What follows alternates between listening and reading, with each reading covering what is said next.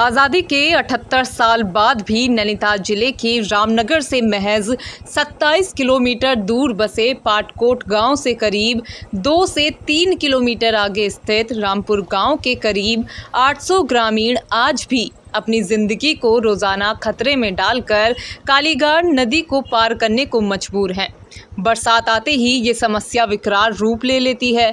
गांव को जोड़ने वाला एकमात्र रास्ता इस नदी के ऊपर बना लकड़ी का अस्थायी पुल है, जिसे ग्रामीण हर बरसात के बाद खुद मरम्मत करते हैं, लेकिन ये पुल ना तो सुरक्षित है और ना ही स्थायी। फिसलन भरे इस पुल से अब तक कई ग्रामीण गिरकर गंभीर रूप से घायल हो चुके हैं। जान जोखिम में डाल स्कूल जाते हैं बच्चे। गांव के 50 से 55 बच्चे राजकीय इंटर कॉलेज पाटकोट में पढ़ने के लिए इसी लकड़ी के पुल को रोजाना पार करते हैं। स्कूली छात्र छात्राएं कहते हैं कि बरसात के दिनों में पुल पर फिसलन इतनी बढ़ जाती है कि कई बार डर के कारण बच्चों को स्कूल छोड़ना पड़ता है। मेरा नाम यशपाल आर्य है। मैं कक्षा 10 में पढ़ता हूँ। यहाँ हमको आने जाने में बहुत दिक्कतें होती है और हम यहाँ 50 से ऊपर बच्चे आते हैं स्कूल में और यहाँ हमको आने जाने में बहुत दिक्कतें होती है। पुल के ऊपर काई भी लगी होती है, बच्चे बहुत सारे गिर भी जाते हैं। कई अभिभावकों को हर सुबह यही चिंता सताती है कि कहीं उनका बच्चा इस पुल से गिर ना जाए। राशन, इलाज और डिलीवरी सब इस पुल के सहारे। ग्रामीणों का कहना है कि राशन की दुकानें भी पाटकोट में हैं। उन्हें रोज़मर्रा की ज़रूरतों के लिए भारी सामान सिर पर उठाकर इसी पुल से पार करना पड़ता है। बारिश के मौसम में ये काम और भी खतरनाक हो जाता है। इतना ही नहीं, कई बार बीमार मरीजों को रामनगर के अस्पताल ले जाने के लिए इसी जर्जर पुल से गुजरना पड़ता है। मेरा नाम महेश है। मैं यही ग्राम रामपुर का स्थायी निवासी हूँ और जो ये कालीगाड़ जो पुल है हमारी, ये पुल हमने बनाई है अभी। हाँ, तो हम इसको हर बार इसको मरम्मत करते हैं, लकड़ी के जो भी हमसे बनता है, क्योंकि और कोई यहाँ पर हमारे पास व्यवस्था है नहीं कि तो सरकार के माध्यम से। लेकिन जब भी बरसात होती है, हमारे 50-55 छात्र छात्राएं यहाँ से अध्ययन राजकीय इंटर कॉलेज पाटकोट में जाते हैं और बाकी हमारे कम से कम 800 की समथिंग जनसंख्या है। तो हमारा जो मेन यहाँ जो दैनिक उपयोग की वस्तुओं के लिए पाटकोट आना पड़ता है, तो उनके लिए हमको ये पुल में बरसात में आना पड़ता है। पहले इस जो पुल नहीं बनाया था 10 साल पहले, इसमें हम लठ के माध्यम से, रस्सी के माध्यम से इस पुल को आर पार करते थे, लेकिन तब भी मतलब सरकार ने हमारी अभी तक नहीं सुनी। मैं आपके माध्यम से आप सभी लोगों का धन्यवाद, जो आप हमारी बात सुन रहे हैं, हमारी बात सरकार तक पहुंचा रहे हैं कि ये चुनाव से पहले पंचायत चुनाव से पहले इस पुल का निर्माण किया। अभी नदी नहीं आई हुई है, अगर नदी आ जाएगी तो फिर काम नहीं होगा। अभी कम आई हुई है नदी। अगर पंचायत चुनाव से पहले अगर ये कार्य हो जाता है, मैं आप सभी लोगों का, माननीय मुख्यमंत्री जी का और जितने भी हमारे मंत्री हैं, सरकार है, सभी का आभार व्यक्त करता हूं। इसमें मतलब 2 बाइकें फिसली हुई हैं इस पुल में, क्योंकि बाइक के आने जाने का तो क्योंकि काई जम जाती है इसमें, तो काई जमने के कारण बच्चे फिसल जाते हैं। और स्कूल के जो हमारे राजकीय उच्च प्राथमिक विद्यालय, की प्राथमिक विद्यालय में हमारे जो एक जसपुर से अध्यापिका आती हैं और एक आपकी हल्द्वानी से अध्यापिका आती हैं, तो वो अभी नई आई है। उनको काफी डर और भय महसूस हो रहा है। चारों तरफ घना जंगल है, शेर वगैरह और हाथी की, जंगली जानवरों का बड़ा खतरा बना पड़ा है। इसमें अभी तो पहले हुई थी, एक वन विभाग का कर्मचारी इसमें बहा हुआ था। ग्रामीणों की गुहार, हमारी आवाज़ बने आप ग्रामीणों ने सरकार और प्रशासन से अपील की है कि उनकी ज़िंदगी के इस सबसे अहम मुद्दे को हल किया जाए।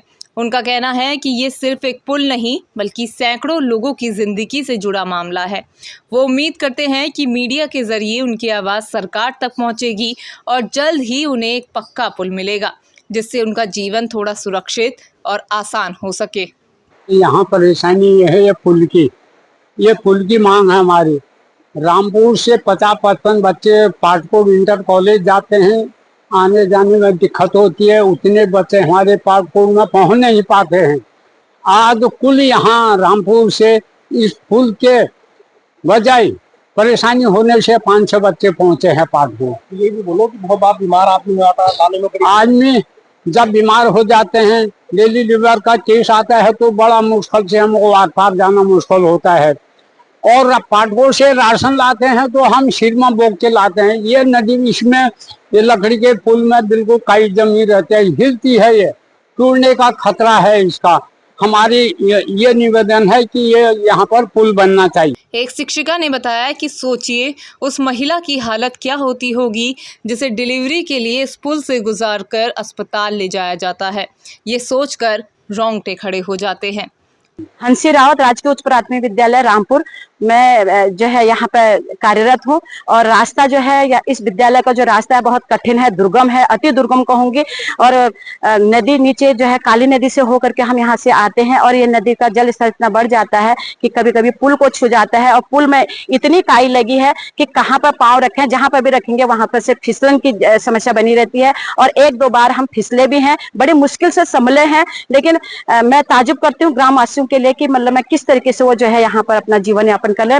धन्यवाद देना चाहूंगी महेश चंद जी को कि इनके माध्यम से आप लोगों की टीम से मुलाकात हुई है और आप के माध्यम से जो है हमारी ये आवाज, हमारे इस ग्राम सभा की आवाज राजकीय उच्च प्राथमिक विद्यालय जो है रामपुर, प्राथमिक विद्यालय रामपुर और समस्त ग्रामवासी टोनियों की ओर से जो है मैं यही कहना चाहूंगी कि आपके माध्यम से ये हमारी आवाज पहुंचे और यहाँ पर एक अच्छा सा पुल हमें आने जाने की सुविधा मुहैया कराएंगे करके ये मुझे उम्मीद है आज के बाद।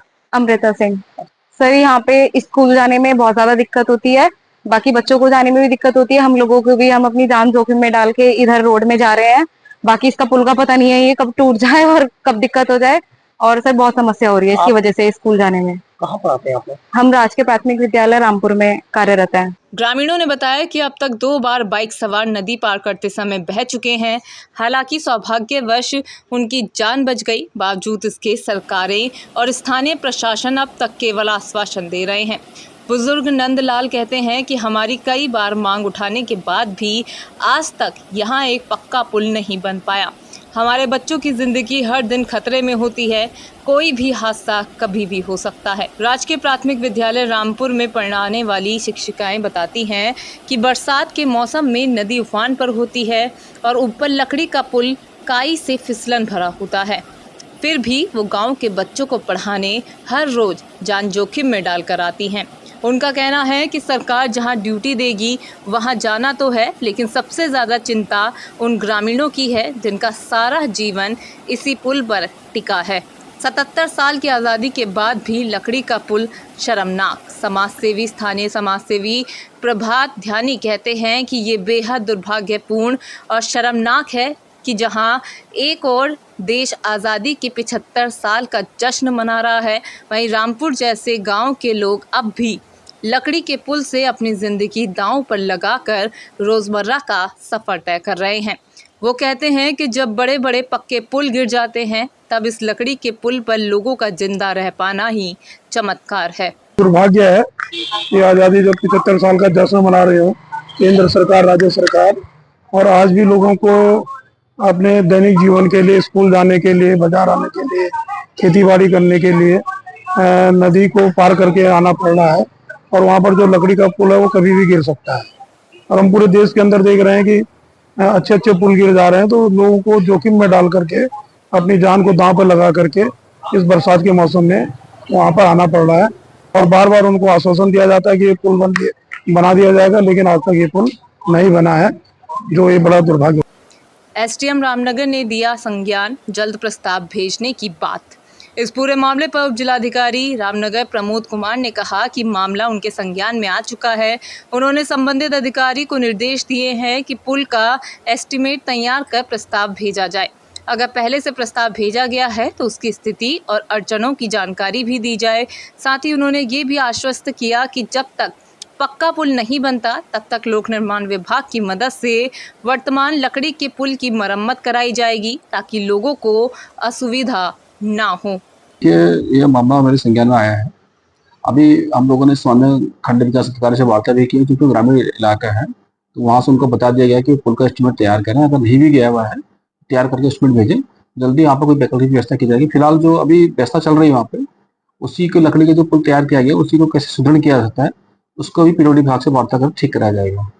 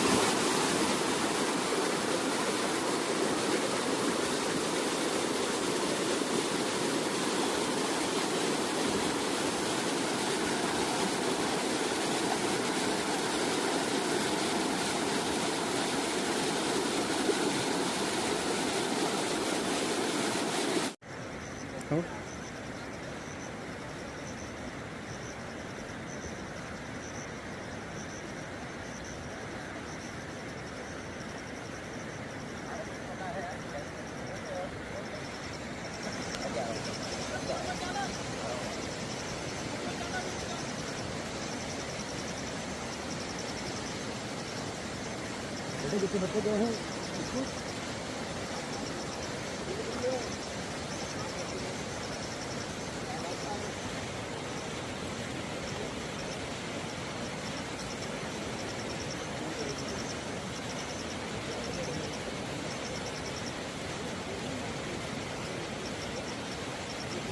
कोई बात नहीं।